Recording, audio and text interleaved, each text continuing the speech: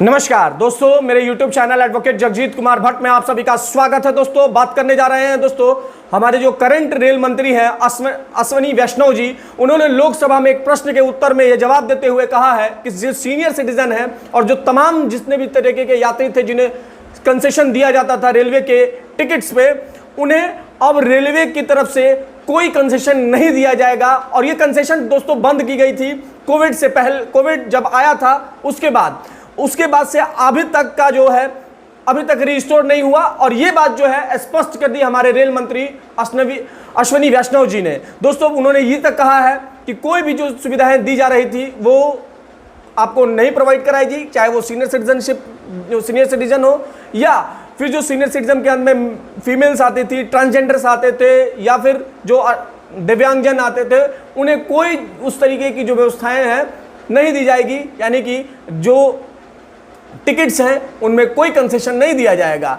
महिला सिटीजन अगर हैं उनके भी 50% की छूट के लिए पात्र थे, उसे भी खत्म कर दिया गया है। एवं 60 वर्ष के पुरुष और ट्रांसजेंडर ने सभी प्रकार के उनको भी जो 40% की छूट दी जाती थी वो भी सारे खत्म कर दिए गए हैं अभी। और ये बात कब बताई गई? अभी हाल फिलहाल में सांसद में बताया गया, एक प्रश्न के जवाब में यह बताया गया। इसके साथ साथ दोस्तों लोकसभा में यह भी बताया गया कि इंडियन रेलवे पहले से ही यात्रा की लागत का औसतन 50% से अधिक वरिष्ठ नागरिकों सहित सभी यात्रियों के लिए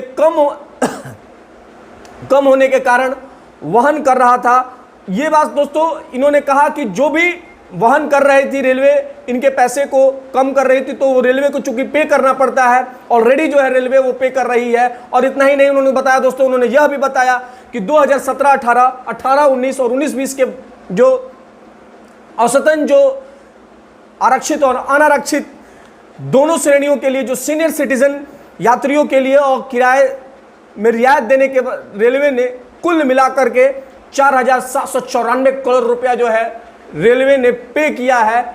जो भी कंसेशन दी जाती थे उसके पैसों को रेलवे ने पे किया है। अब बात है दोस्तों कि सीनियर सिटीजन का, महिलाओं का, दिव्यांगजन का और जो भी ट्रांसजेंडर है उनका, जिसका भी पैसा कम करके दिया गया उसे रेलवे ने पे किया। लेकिन अब सवाल यह है दोस्तों कि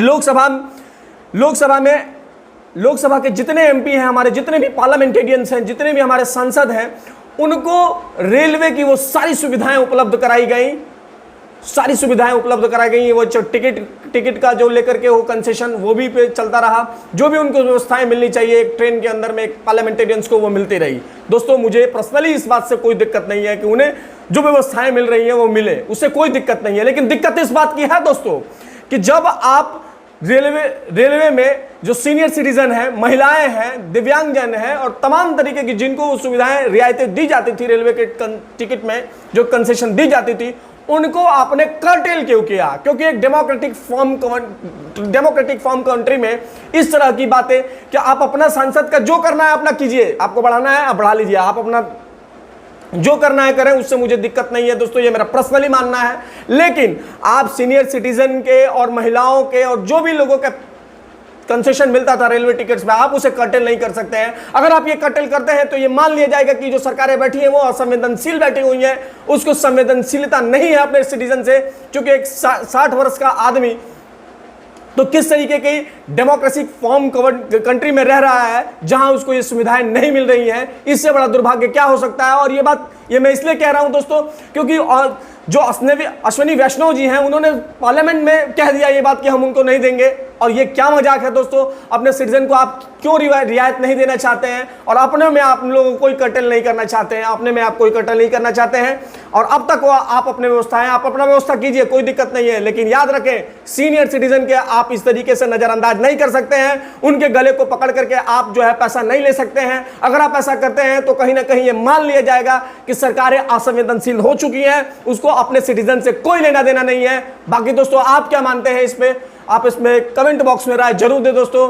देखते रहे मेरे YouTube चैनल को दोस्तों, शेयर करें, सब्सक्राइब करें, लाइक करो दोस्तों। धन्यवाद दोस्तों, धन्यवाद।